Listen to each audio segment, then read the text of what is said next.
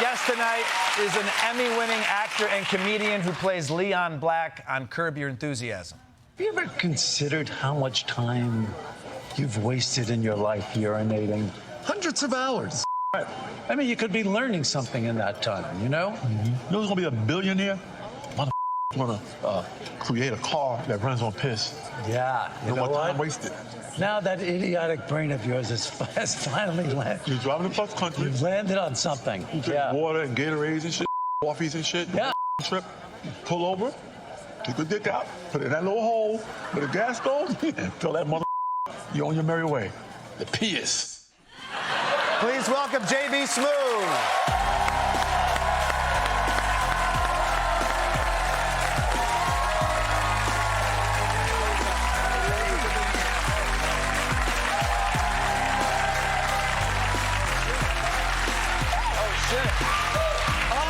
That's great. Oh my God. What? Hey, man. Yeah. Let's dive right in, baby. Let me tell you something. Yeah. No truer words have ever been spoken, man. Than that. Yeah. Let me tell you something. Yeah. You invent that car. Right. You will be assassinated. Yeah. You know how you will ruin big oil? What? Right. You are out of here. What I liked about that clip was the dick hole for the car. Yeah. You still had to get out and walk to it. No, I was thinking you would gotta get out and walk to it. What's that supposed to mean? What's that? No. Hey, whatever.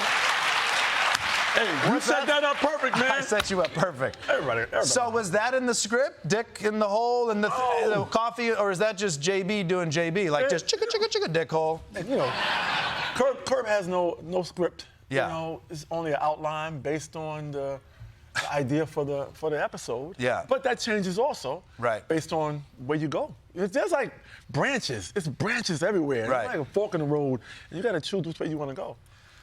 It's fun, in particular, to watch you because everyone's playing a little bit of an exaggerated version of themselves, but it seems like you're playing a completely different character. Is that a fair assessment?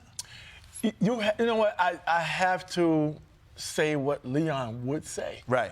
You know? And it's one of those things where I get caught up in this guy's world. I truly do. Yeah. Where I'm not myself. Right. I'm a compassionate, heartwarming guy. Right. You know, of course, we share some cadence maybe. Right. Little things here and there. Delivery and stuff like that. He swears a lot. Oh, this dude swears a lot. And you haven't even sworn yet. Right. He swears a lot. Oh, I'll get to that. Okay. But anyway. Yeah. He swears a lot, man. Right. You know, one time, I was driving home from set. Okay. And I called my wife. I always call her. She says, "How was your day?" Yeah. You know, my day was great. Well, she says all the time, "What did Leon say today?" Right. What did Leon say? But that's what Curb is, man. It's truly, you are creating on the fly. Yeah. And, man. That's a wonderful wife. I mean, I call my wife on the way home, and she's like, "Here's what needs to happen tonight." We got lunches to make. We got this, and I love that. That's Give great. you a full update of what went down today. When people meet you, do they want JB? Do they want Leon? Do you give them Leon? They call me Leon all the time. Okay. Well, they call me JB too. It depends who they are, and but I got a lot of Leon. You see that as a compliment. It's a compliment. Yeah. I always say life is like a series of checkpoints. I like that. You find out what they love about you in the moment. You know? Okay. And maybe something else will come along that'll, people won't forget about Leon, but maybe I'll charter a new path, man. And some other amazing character will pop up. I mean, you debuted in Curb in season 6. Yeah, man. It's 17 years later. Ooh. You're here talking to me about it. Isn't it crazy? Did that ever cross your mind?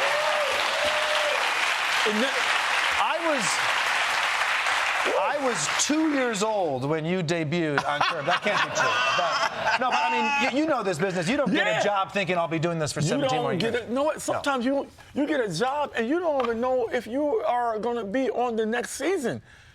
Yo. So I truly. I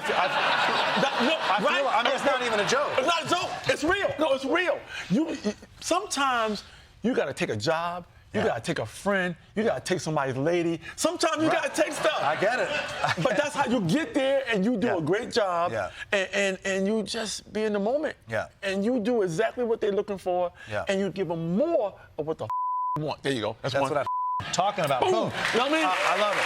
And that, but there are turns of the screw that you got to figure out with your character. Yeah. Like on Curb, Yeah. I decide in the moment. Yeah. I don't decide before I get there. I don't decide based on what's written. I decide in the moment if I want to have Larry's back or go against him. Which is a fascinating way. I try to find out what's going to be the best path. Right. What am I going to get the most funny out of? Right. Having his back or fighting with him. Yeah. You know what I mean? A good fight is always great. But there's also takes of you deciding and it doesn't work, right? Or is just JB always a crook? All that works. All my shit works. But I mean, because it is fun watching, because you see Larry sometimes crack, or you can see in his eyes, he goes, I don't know what's happening to this. But yeah. That's where the stand-up part comes in. Well, I was just going to ask you about stand-up. That's what it comes in at, because we as stand-ups, we have to be able to read people. Yeah. I could be in a room full of 2,000 people in the audience. I can find that one who's not laughing. I know, right? He's like this. He's just like, I know. Yeah. I see you, man. You know what I mean? Yeah. But I think. And you don't think, I'm making 1,990 people laugh. You think, what's wrong with this mother? Right here. Yeah, exactly. Yeah. But that's what I do. That's what we do. And not just improv people, but stand-up comedians have a unique. We can feel. We're like what we call it, empath. We're like empath. That. I like empath that. is we can feel your energy. It's true. We feel it. We know when to move on to the next bit. Yeah. The decibels in our ear goes up and comes back down to a certain level, and we know to move on. Yeah. Now we got a little opening for the next bit. I love it. But we got to read people, and I got to read him because I'm trying to honestly make a snot bubble come out his nose. Right. But also, when you do,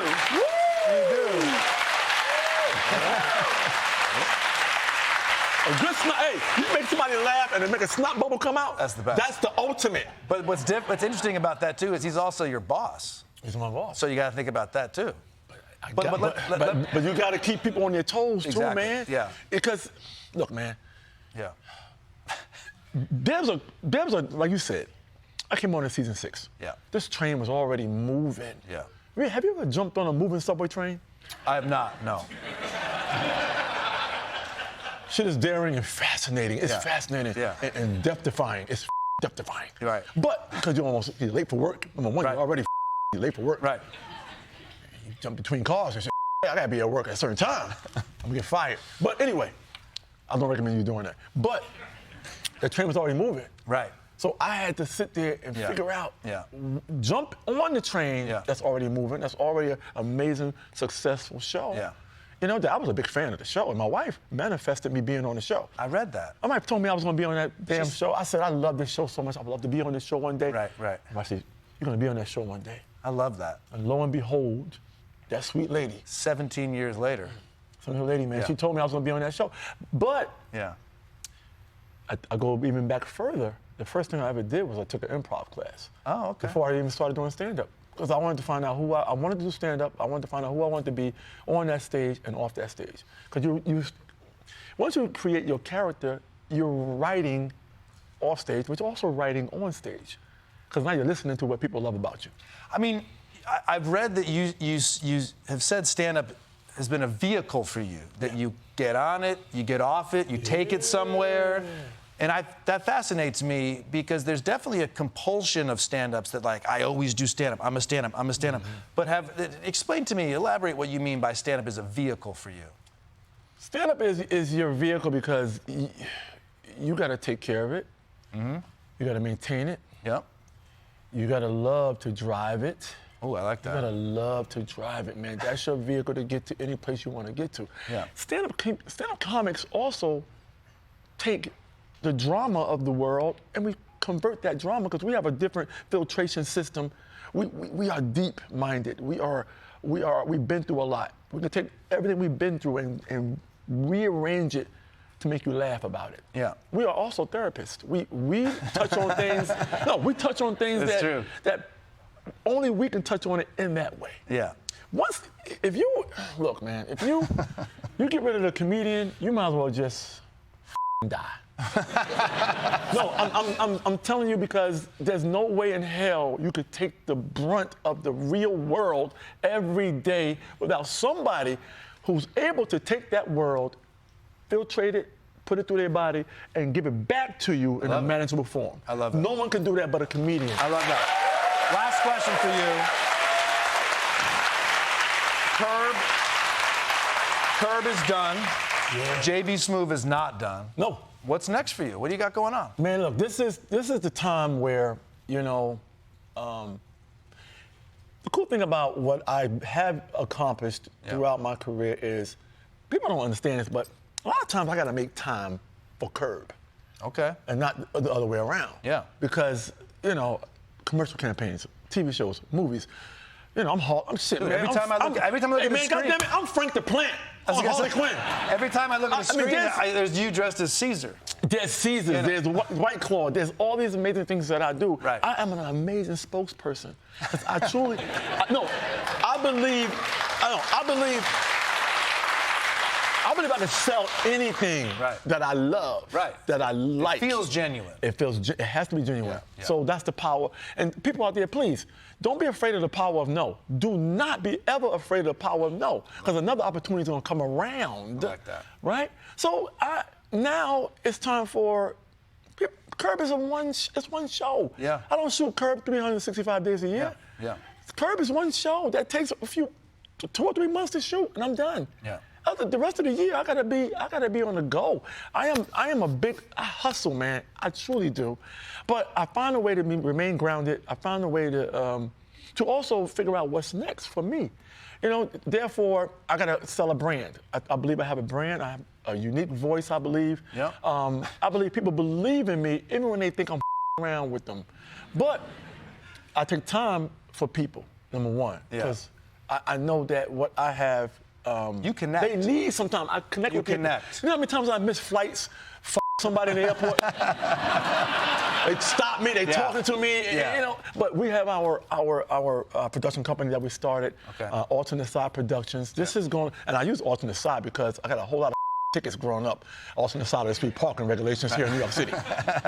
So I use that Alternate Side just to have my New York roots. And my manager and my partner Miles, we are going to do some amazing things, man, in TV and film, and keep the brand going, because I truly believe you're selling something amazing.